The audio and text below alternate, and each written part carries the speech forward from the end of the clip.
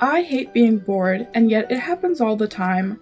I have several strategies to bust boredom no matter where I am, and many of them are no assembly required games that myself or my family and family friends have come up with over the years. And I figured with everyone stuck indoors with their relatives this time of year, what better time to share some of my favorite no assembly required games. These are games that can be played anytime, anywhere, with yourself or with friends and relatives. I'll start with the OG. This is a game called Associations. It was devised by a dear family friend of ours, the late great Uncle Archie. He sought to connect two actors via their filmographies without using any references. This game was invented before Google. So in this day and age, you're not allowed to use Google. You are only allowed to use your noggin and the noggin of the person you're playing with. For example, let's say I wanted to link RuPaul to Paul Reubems by a filmography.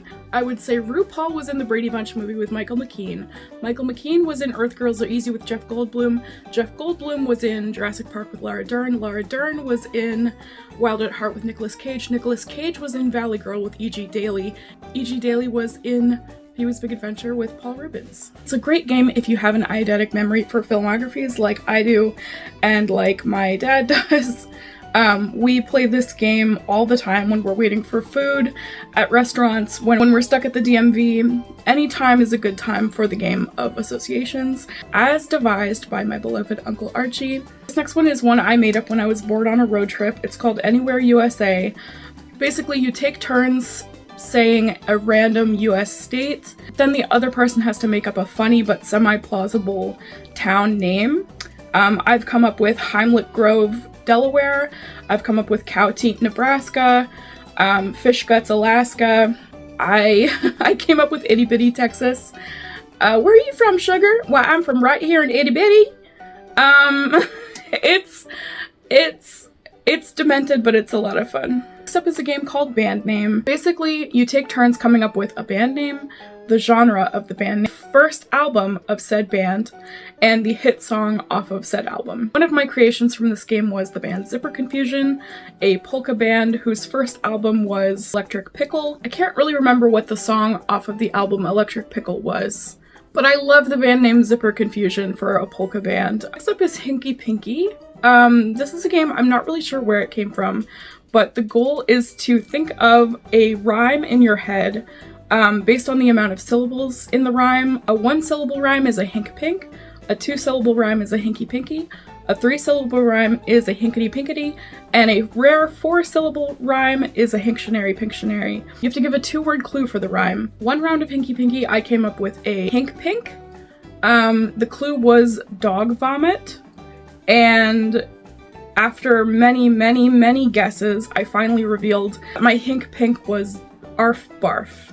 So the rhyme can be as nonsensical or sensical as you would like. I to this day call my dog's vomit arf barf. Then of course there's the game Remake.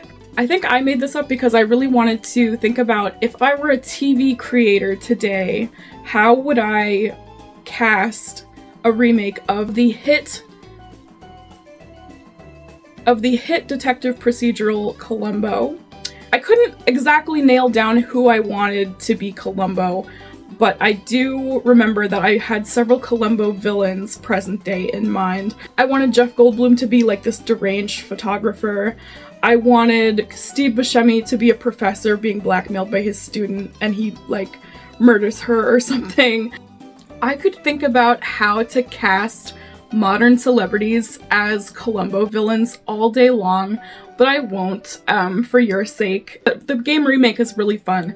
If there's an old show that you're really into, just like shoot around ideas for how you would remake it in this day and age. It's a blast. The final game I will bring to your attention is one that me and my cousin made up when we were about 8 or 9.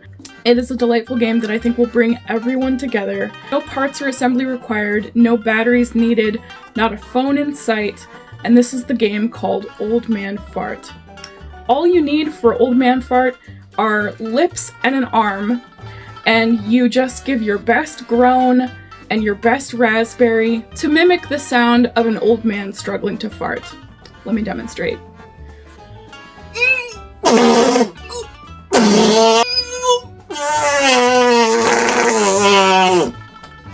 And endless delight. Endless delight. There's nothing better than the game Old Man Fart. There are no winners, there are no losers. Everyone's a winner when you're everyone's a winner when you're playing Old Man Fart. I hope you enjoy these games. I hope you play them with your family this holiday. I can vouch for all of them. They're all great fun. There's probably like 16 others that I'm forgetting, but these are the ones that I wanted to bring to your attention this very day, and I hope you enjoyed.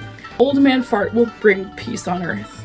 Happy holidays, and until next time, bye!